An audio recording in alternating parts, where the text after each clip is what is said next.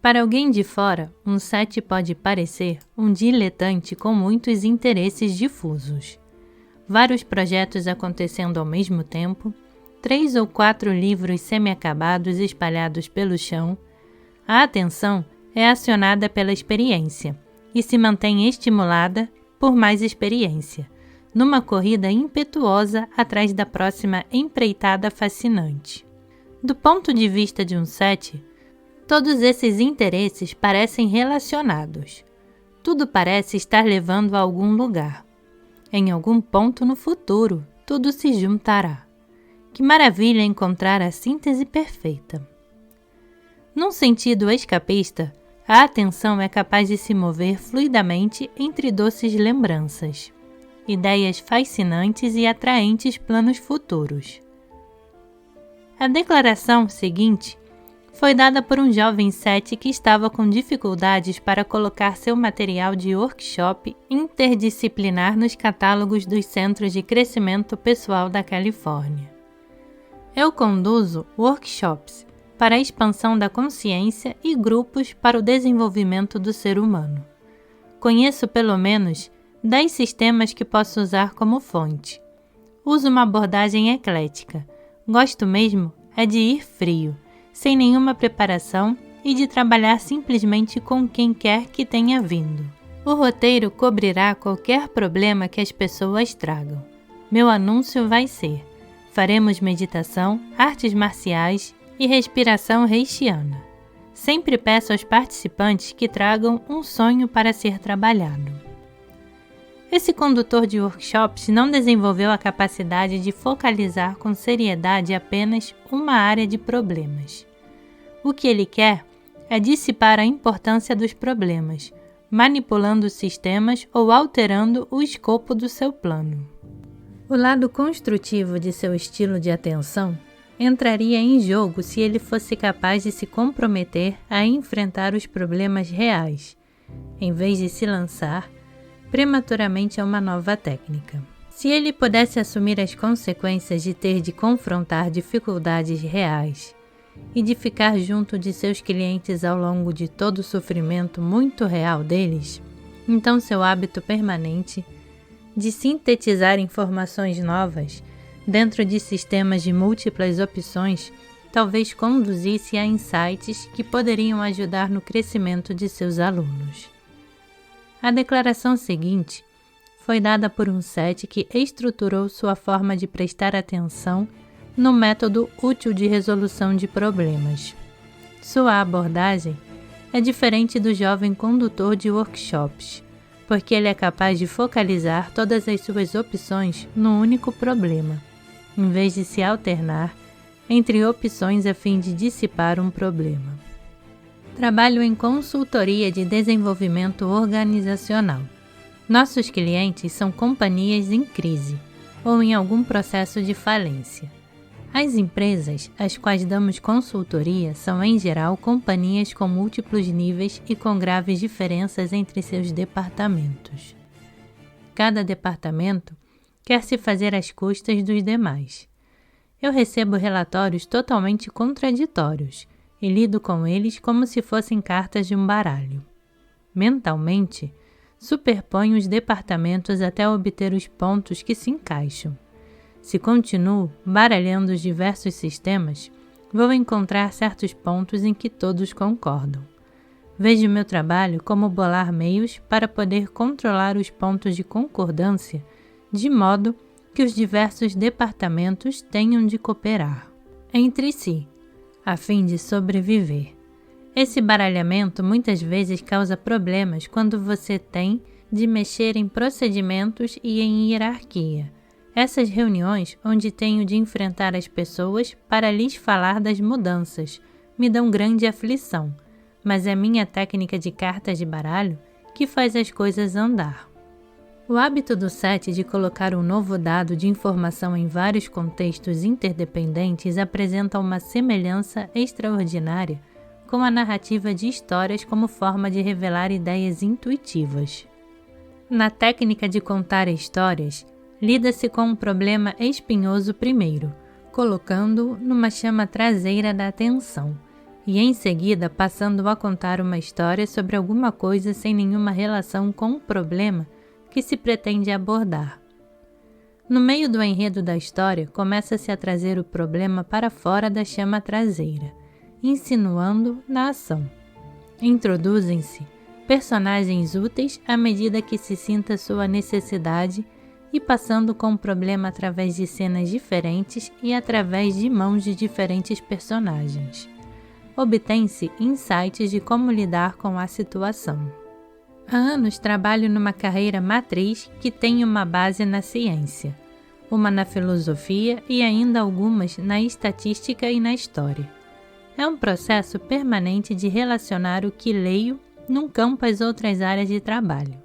Não posso agir pela força da lógica, aplicando, por exemplo, a mecânica daquilo que sei de uma área noutra. É algo mais parecido quando estou diante de um obstáculo irremovível, quero um café e um croissant quentes.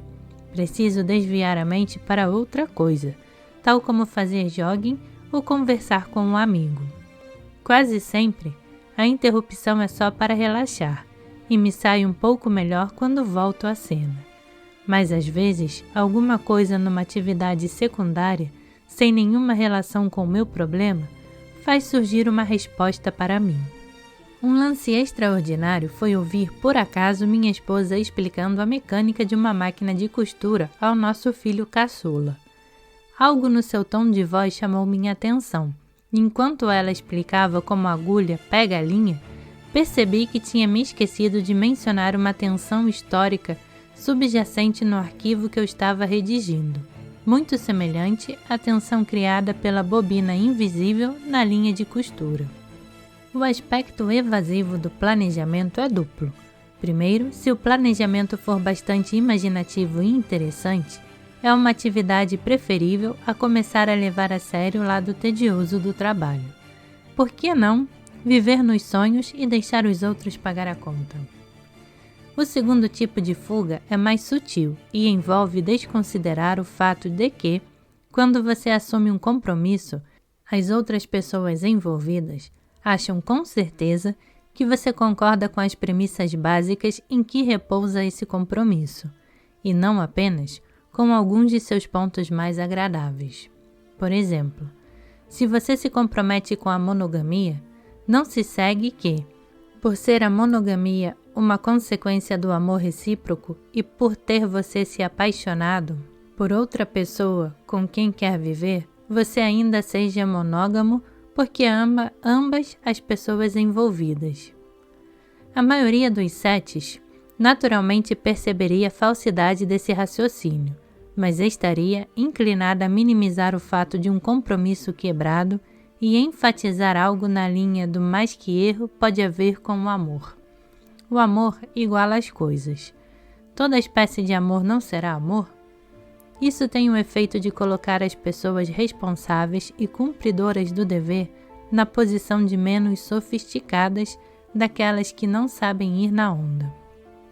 O trabalho implica um compromisso integral a um único curso de ação, em lugar de uma circulação entre muitos cursos de ação, por não se querer perder nada do que possa ser bom. Trabalhar implica ainda certo grau de restrição voluntária. Você tem de limitar suas outras opções e se comprometer a um único plano. Você não vai mudar o plano quando ele tocar um ponto ruim e você não vai desistir se for criticado, nem se outras pessoas sentirem menos entusiasmo por suas boas ideias. Do ponto de vista da atenção, trabalho significa o empenho de manter a atenção estabilizada no momento atual preciso e a capacidade de aceitar o que vier, seja alegre, seja triste. Quer faça você se sentir ótimo, quer faça você se sentir mal. Quando você trabalha, você fica enfocado numa coisa de cada vez, até que o projeto seja concluído.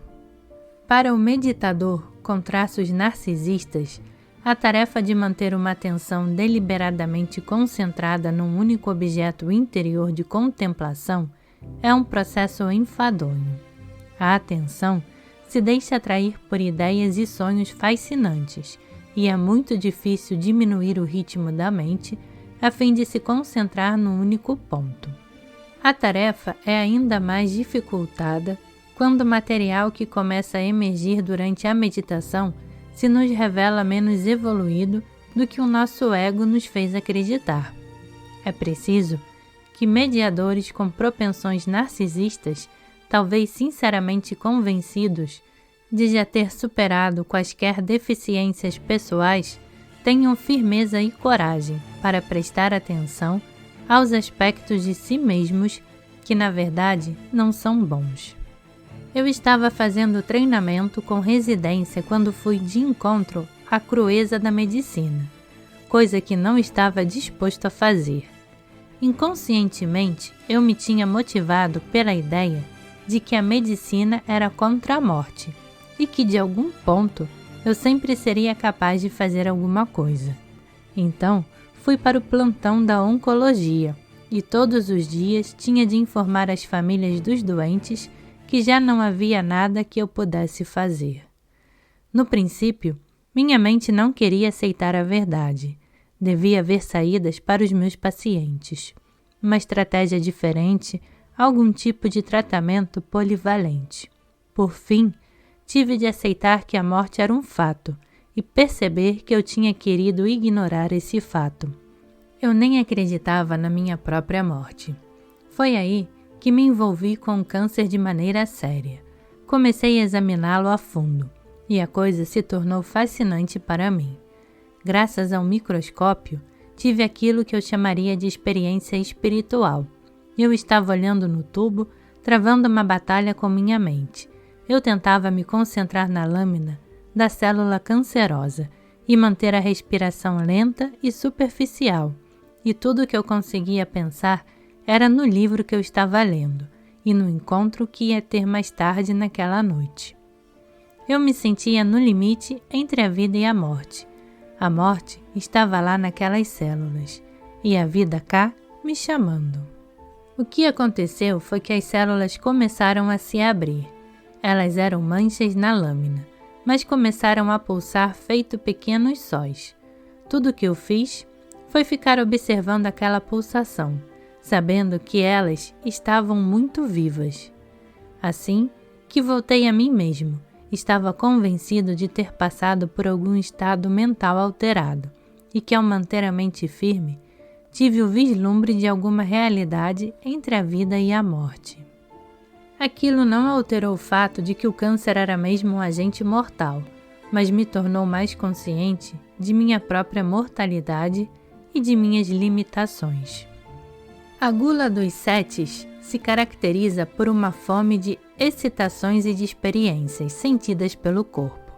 Setes dizem que têm o vício da própria adrenalina, adoram o ímpeto da energia física, a excitação da aventura e a estimulação mental.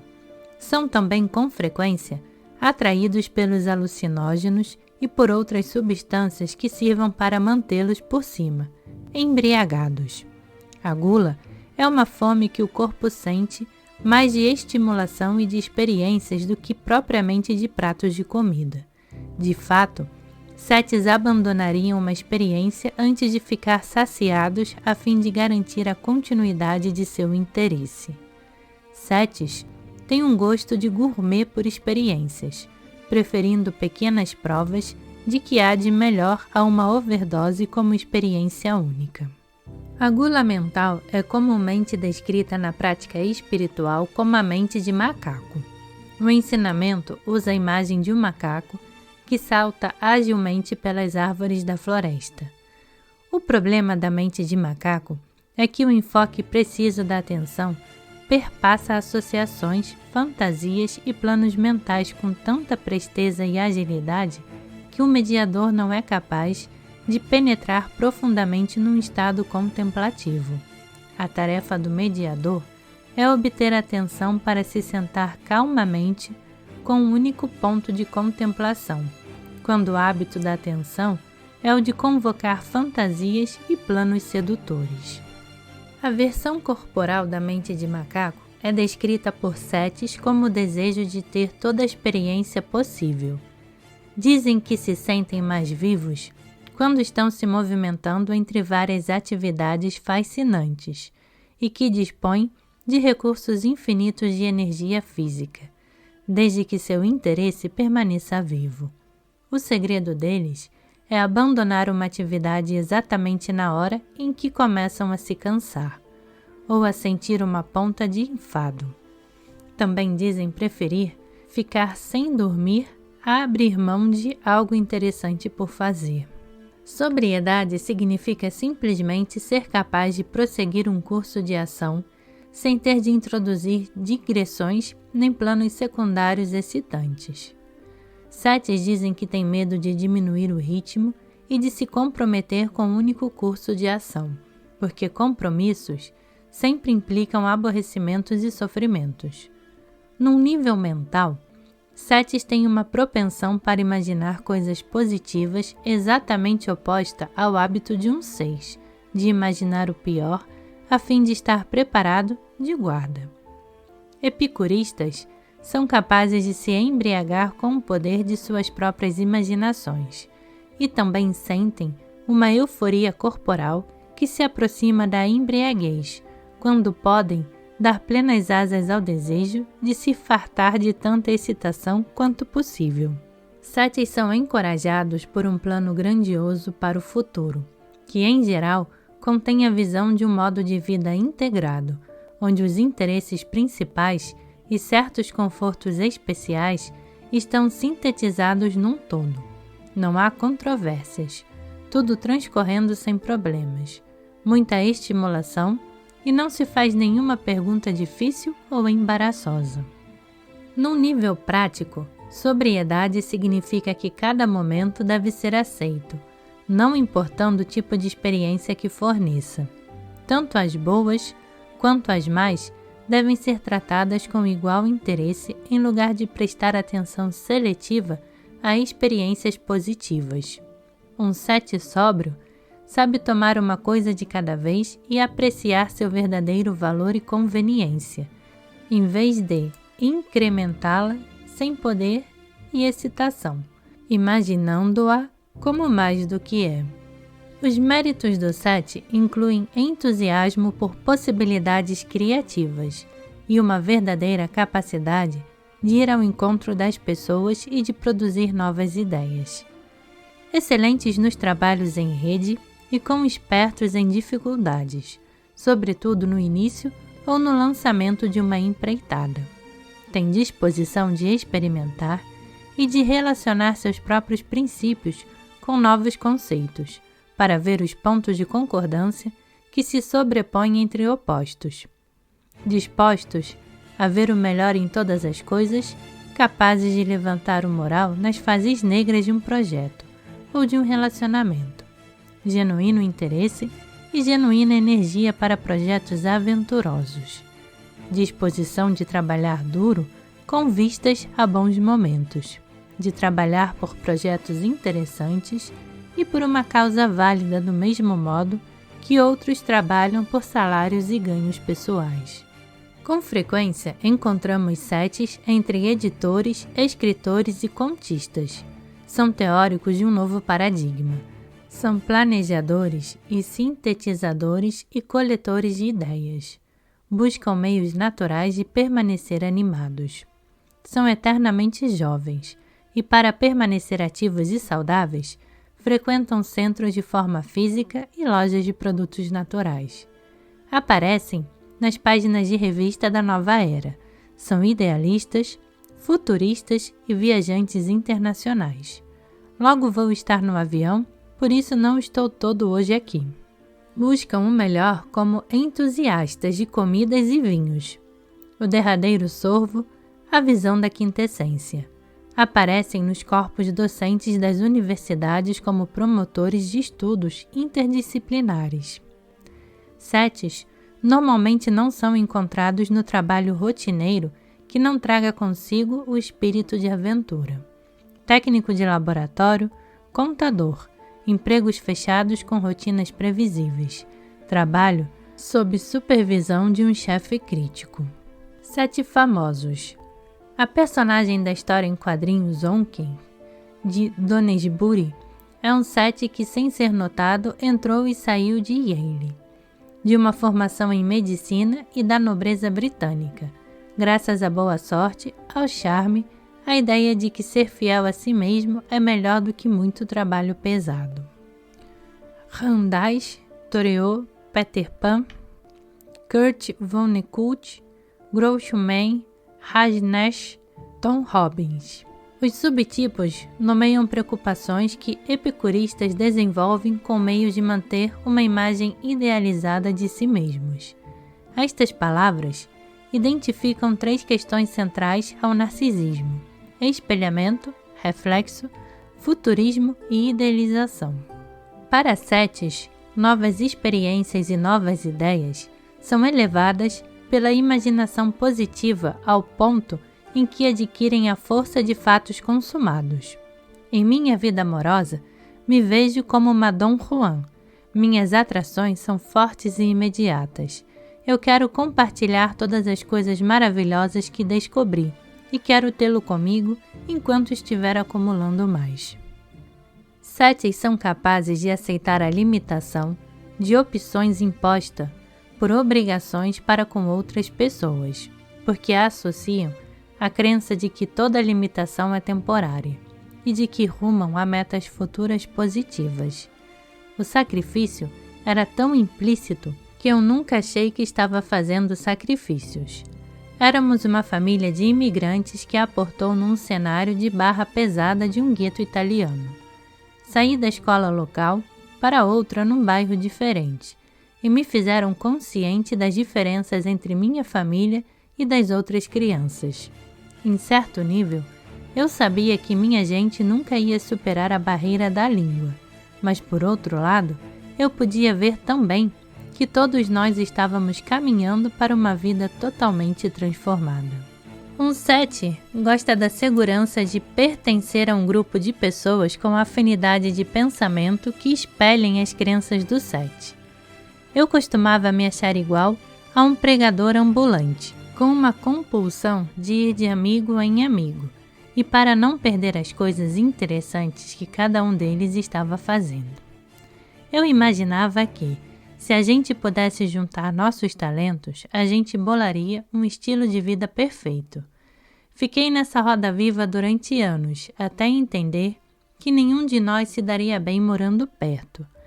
Eu ainda alimento a ideia de que temos afinidades mentais, embora o sonho de viver juntos já tenha se acabado. 7 frequentemente começam a fazer terapia ou iniciam uma prática de meditação, porque querem tirar mais da vida. Também entram em terapia durante a crise da meia-idade, época que realça a discrepância entre as expectativas imaginadas e o que foi efetivamente realizado. Questões típicas são a convicção de que outros membros da família é que têm problemas, a incapacidade de assumir compromissos numa relação e a dificuldade de tolerar um projeto aborrecido ou dificultoso em curso. Podem ter dificuldades com empregos, drogas e finanças em consequência da fuga para o prazer como defesa psicológica. Epicuristas devem identificar os momentos em que a atenção se desvia de um sofrimento concreto para um devaneio mental positivo, ou para uma substituição prazerosa da atividade. 7 podem aprender a se ajudar, reconhecendo o apego à juventude e à energia, permitindo-se ver o valor no amadurecimento e na idade, aprendendo a suportar uma questão dolorosa o tempo suficiente para ver que o problema existe. Se preciso de ajuda, é porque devo ser deficiente. Notando os momentos em que ocorrem evasões mentais, programação excessiva, múltiplos projetos, novas opções, planos futuros. Quando o pensamento e a atividade passam a ser compulsivos, o 7 está em fuga. Reconhecendo o hábito de substituir a tensão de vivenciar a coisa real por uma ideia de como é o sofrimento. Notando que o prazer superficial e a falta de profundidade nos compromissos levam ao desejo compulsivo de mais prazer e diversão. Notando que se perde a profundidade das experiências e do prazer quando se fica na superfície. Notando que que a liberação superficial ou prematura de emoções substitui as reações profundas, medo de ficar profundamente comprometido consigo mesmo, reconhecendo a pretensão de ter direito a um tratamento especial, vendo o alcance da responsabilidade real, que em geral é muito mais do que aquilo que um 7 quer fazer, não perdendo o controle quando surgir a paranoia subjacente. A coisa pode ser esmagadora, medo de que a vida se deteriore totalmente, tentando ver a diferença entre a crítica e a autoavaliação realista, percebendo sentimentos de medo quando o conceito do valor pessoal é desafiado e o desejo de se promover a fim de se sentir superior de novo.